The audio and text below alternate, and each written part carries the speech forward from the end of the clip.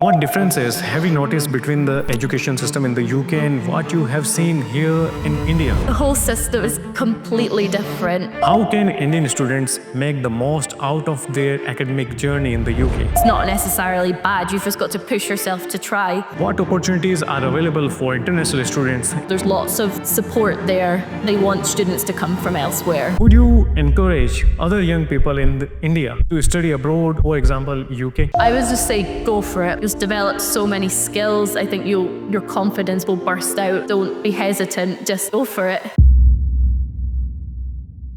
Hello and welcome to today's special episode of our podcast. I'm truly excited to bring you an inspiring conversation with wonderful guest all the way from Scotland, Amy. Amy is a passionate educator who has completed her master in education in the UK and currently in India volunteering with the Impact Beyond Border Foundation. In today's episode, we will dive into her personal and academic journey, her experience in education and the opportunity available for students in the UK and her purpose for visiting India. We have also hear her thoughts on Indian culture, her experience with volunteering here, and the beautiful culture exchange she has been a part of. So, whether you are a student planning to study abroad or someone who curious about cross culture learning and global education, this episode is for you. Thank you, Ami, for coming all the way from Scotland to India and for accepting our invitation to join us on our podcast. We are truly grateful to have you here. Can you tell us a little about yourself and where you are from in Scotland? I'm 21 years old and I grew up in Dunfermline in Scotland, which is about an hour away from the capital, Edinburgh. I lived with my mum and my brother growing up, and I went to primary school and high school in Dunfermline.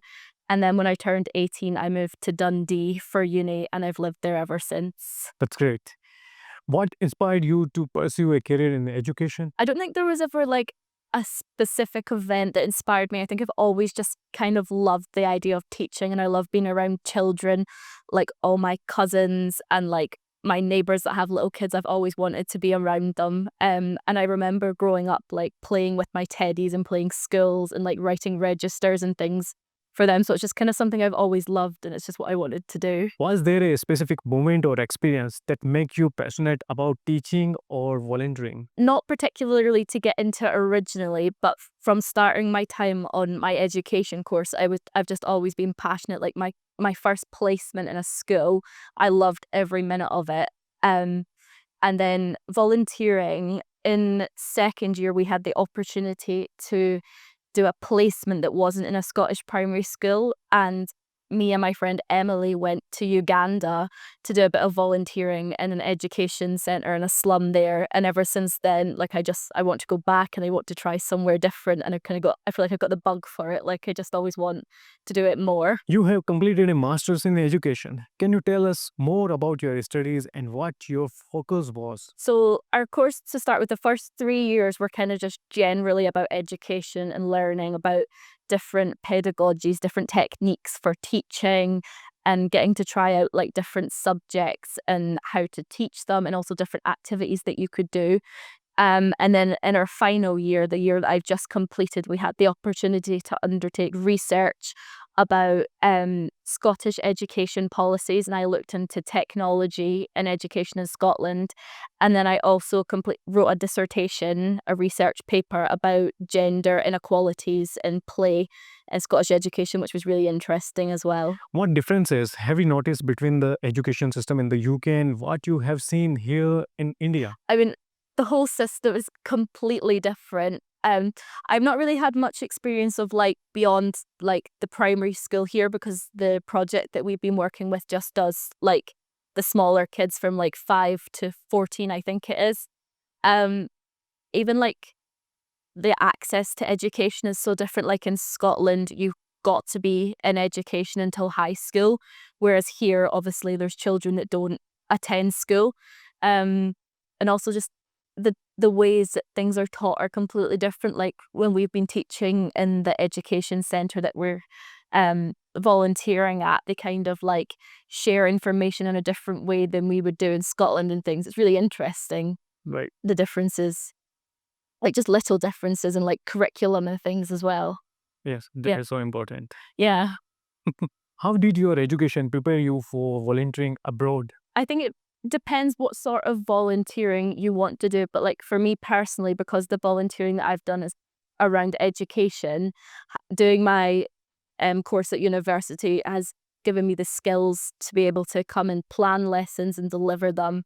And like when I was volunteering in Uganda, and we were helping the teachers with how to teach, kind of like teaching them different strategies and things. And without doing my course in the UK, I wouldn't have those skills. Like I feel like I'd be coming across and just not being able to give anything or not have the skills. So it's kind of prepared me just generally for teaching. What opportunities are available for international students in the UK, especially in the field of education? I'm not so sure like UK wide, but from my own experience, my university in Dundee, there's always lots and lots of international students come across, students from India, there's students from Japan, there's students from Malaysia, and there's always a large intake of students. And I think my university love to take in students from different places because it makes the place so different and so vibrant with all the different cultures and things.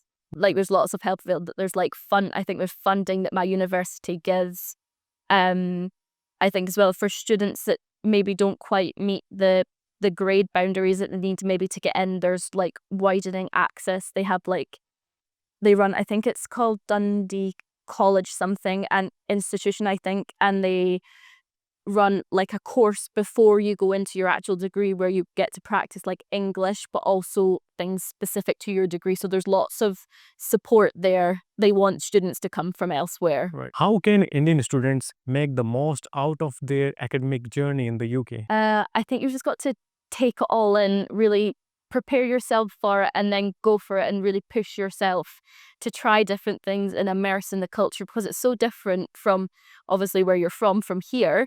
But it's not necessarily bad. You've just got to push yourself to try all these different things. I actually have a friend, a colleague from work, who is studying from India in the UK just now. I met her working at Nando's, a restaurant, and she just loves it. Like she just loves being abroad and studying. She says it's so different from home, but it's so great at the same time. What brought you to India and how did you get connected with Impact Beyond Border Foundation? I've always wanted to visit India. I'm not really sure why. I've just heard lots of good things about the food and the culture. And one of my aunties has visited India before, and she showed me all her photos, and I was like, wow. And I've kind of always wanted to go. I remember in primary school we had to do a project. I was like primary 7, so like 10, 11. And we had to do a project about another country, and did my project about India. And ever since then, I've kind of always wanted to visit. And in terms of impact, me and my friend Ellen Lee joined this traveling website called World Packers, and it connects you with different hosts and projects that you can support. And we applied to volunteer with Impact through that, and then went through the application process. What kind of volunteering work are you doing here? Here because it's the Indian school holidays just now, usually volunteers would come and they'd work in the school. They've got like a dream school and also a centre within the slums. But because it's the school holidays, last week we helped with summer camp, and we organised lots of different games and activities. And we helped the children practice their dancing for their end of summer school talent show and things. And then this week we're situated in the centre that's in the slum, and we've been teaching all the different curricular areas, but not quite as strict as school would normally be. So we're kind of trying to make it more fun and more game-based rather than just writing for Right. children. That's great. What are your main goal during your stay in India? I think my main goal was to just become a bit more confident. I could sometimes feel a little bit shy and a little bit, Really? yeah, so sometimes at school and like the staff room, I feel a bit reserved, and I just kind of wanted to become a bit more confident and also to learn about a new culture, Right. try something new. What has been the most surprising and unexpected part of your experience in India so far? I think honestly, there's quite a negative perception of India in the Western media, especially just now with like the war with Mm. Pakistan and India. There's been a lot of negative and also just generally perceptions about India's not good, India's not safe. Hmm. And I'm certainly not I'm not someone who has a lot of bias. And I was like, I don't believe it. But like coming here is just like really opened my eyes. Like I can't wait to go home and tell everybody like you're wrong. It's not true. It's such an amazing like I love it here. So I think that probably How do you feel about the hospitality and warmth of the people here? everybody that we have met have been so kind and so welcoming. Everybody's like the volunteer house that we're staying in. There's a girl called Liba who is the like coordinator for volunteers for Impact, and like from the moment she picked us up from the airport, she was so welcoming, and it's the same with everybody else. Everybody that we're working with at the project, all the children, all the teachers, and also just everybody we've met elsewhere has been so welcoming and so kind.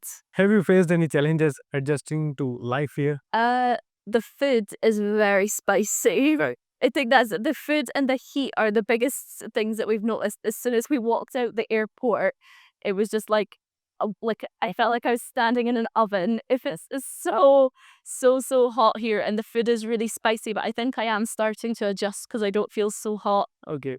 by now, and the food isn't so spicy now.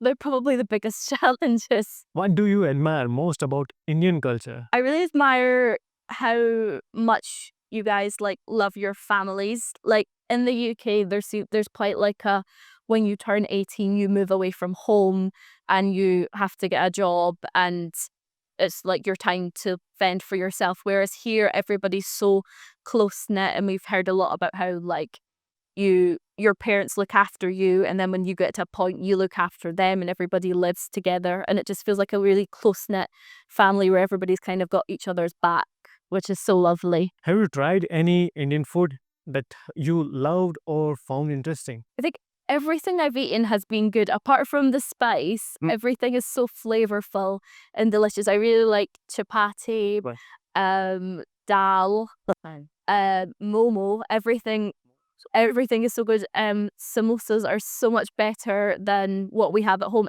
All the food we have Indian food in the UK, but it's not like real Indian food. It's just like Have you tried jalebi? Hmm? Jalebi. no, No. no, I don't think so, not yet. But if I might need to. Everything that I've eaten, it's been Right. so flavorful and so delicious. Do you see any similarities or contrast between Indian and Scottish culture? I think the biggest difference that I've noticed is that in the UK it's very diverse. Like there's so many people of so many different nationalities and religions and things, and they're all kind of merged together. Whereas here, like I've not seen many other white people. Like it's like a lot of Indians, and although there's like Muslims and Hindus, I think there's less diversity here. Right. But still, everybody seems to be so accepting, and that's the similarity I noticed, that no matter where you go, there's good people. What have you learned from your experience volunteering in India? I think probably my biggest takeaway is the ability that I've like grown to teach across different cultural contexts. Like I've had to adapt like my teaching styles, the way I speak, like I've had to slow down and pronounce words differently so the children understand. Right. And also, it's really highlighted to me the importance of relationships. There's a big thing in the UK when teaching is relationships with children, and that's carried across to here. And I think with working with the children at summer school before teaching them, it's really helped to build relationships, and they're now comfortable. And that's probably one of my biggest takeaways, is the importance of relationships. Would you encourage other young people in India to study abroad, for example, UK, and why? I would just say go for it. Like it's an experience. You won't get another experience like it. Like it's just developed so many skills. I think your confidence will burst out. Like don't be hesitant. Just give it a go. And if you don't like it, it's not the end of the world, because you can move back home. But you can't say that you don't like it until you've tried it. So just go for it. Give it a go. Thank you so much, Emmy, for your time and for sharing your experience, which will help our audience. We would love to see you again in India. Thank you.